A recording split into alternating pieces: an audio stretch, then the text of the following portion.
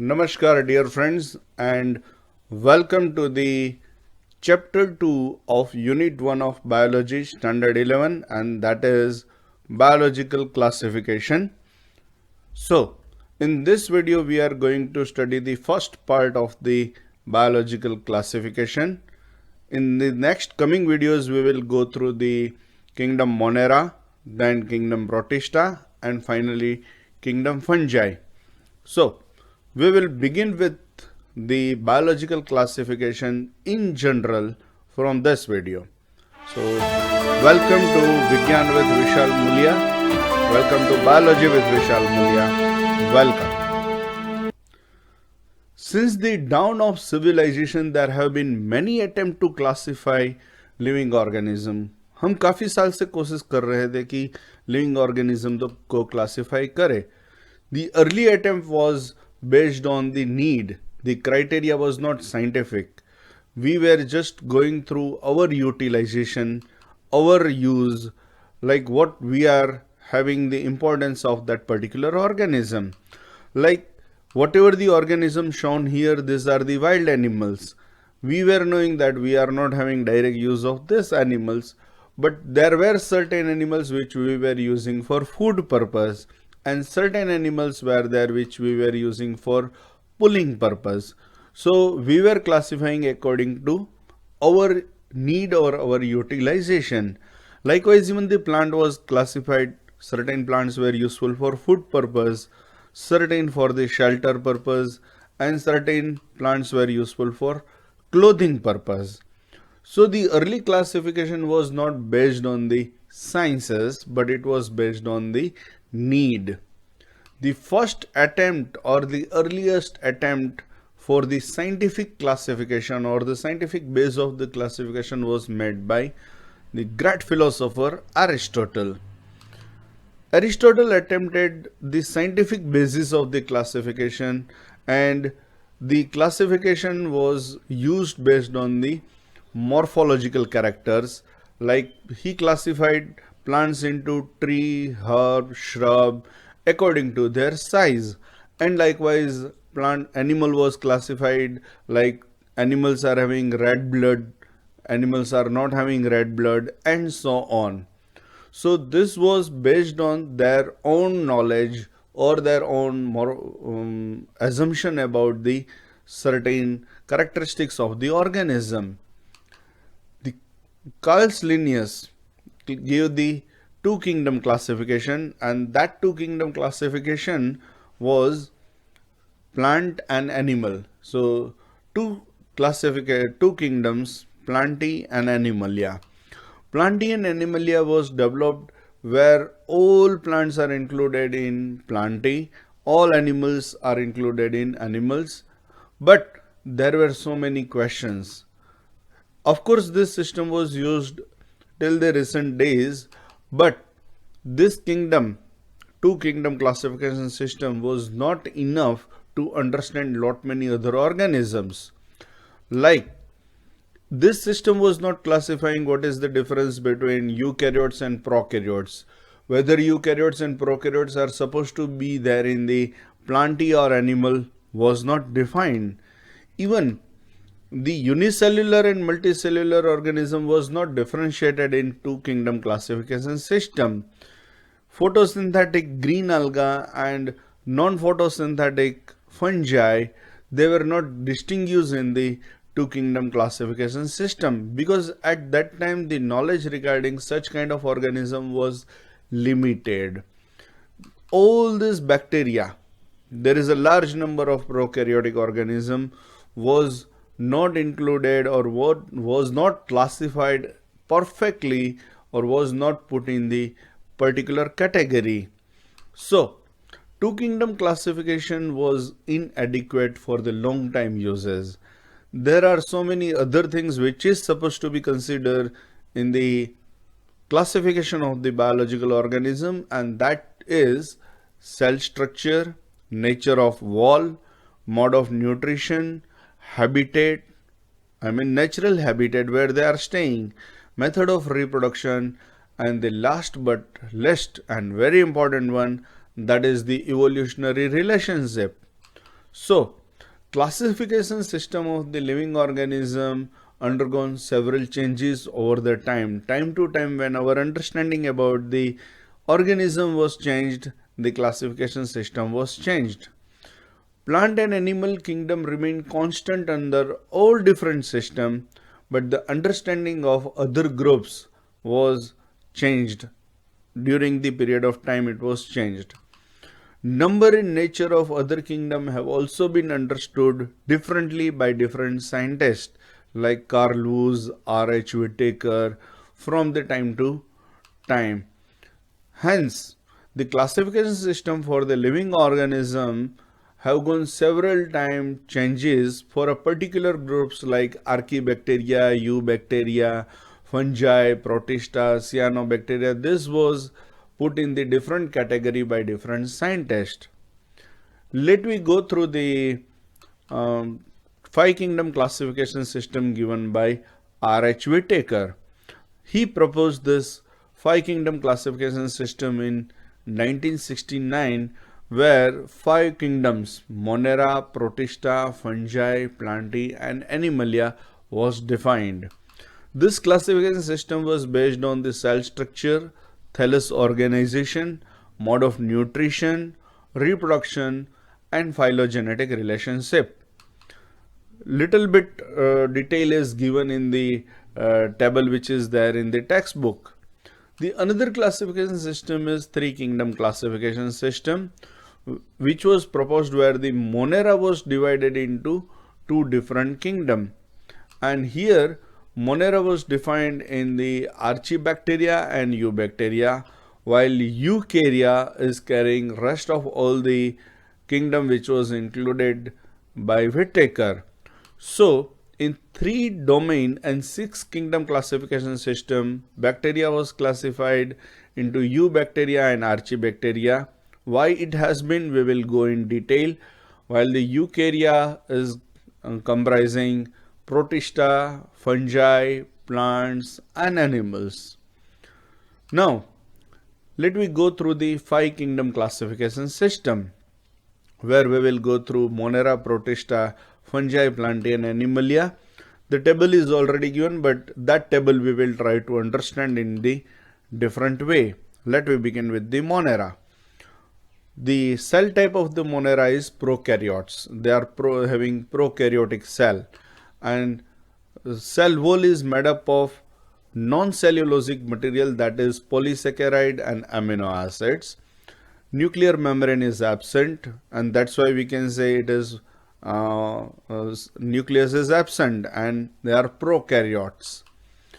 The body organization is of cellular level. Within the cell they are doing all the physiological activity. Mode of nutrition can be autotrophic, where the chemosynthetic and photosynthetic can be there, or heterotrophic, where saprophytic or parasitic mode of nutrition was there. Next is Protista. Here the Protista in comparison to Monera is having cell type eukaryotic. Now onward, Protista, fungi, Animalia and Plantae, they all are having eukaryotic cell. Cell wall is present in some but not in all member of the Protista.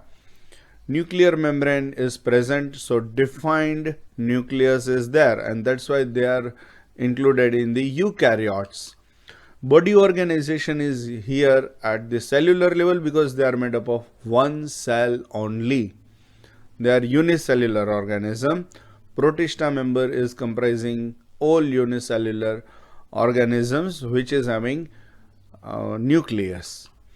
Mode of nutrition can be autotrophic, where they are photosynthetic, or can be heterotrophic, where parasitic as well as the saprophytic is there. In case of fungi, cell type is eukaryotes as we seen earlier, but here the important thing is cell wall is there but not made up of cellulose. It is made up of chitin, which is the polymer of glucosamine and N-acetyl group. So N-acetyl glucosamine is the monomer of the chitin. Nuclear membrane is of course present, and the Body level or the body organization is of course multicellular, made up of loose tissue. That tissue we are calling it mycelium, and the thread which is hyphae. Mode of nutrition can be heterotrophic and can be saprophytic, which we have seen here in the bread. There is a bread mold, contamination of bread mold, that is saprophytic, while when it is found on the living organism, like here it is there on the living plant, that is parasitic.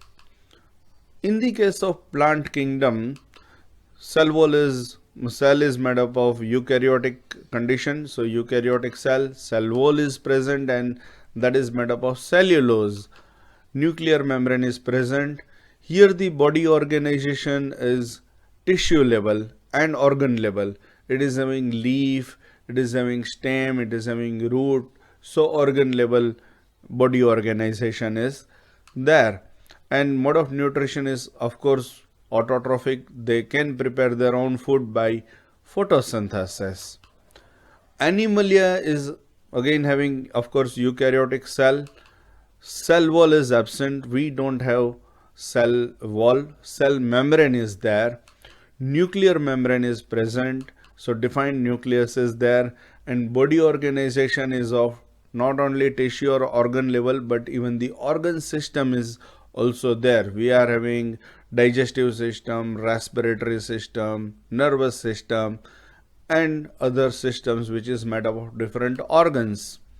Mode of nutrition is heterotrophic, where to be precise it is holozoic, where we are eating, and it is saprophytic because we are depending on the dead organism. We don't eat directly living organism. So this was the brief about all five kingdom. Now let me go through the key system of the classification so that we can understand it in more detail.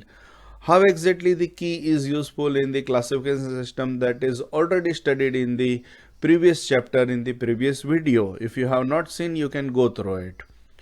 Here, whatever the organism is there, that organism is classified in two different ways, and that two different ways prokaryotes and eukaryotes.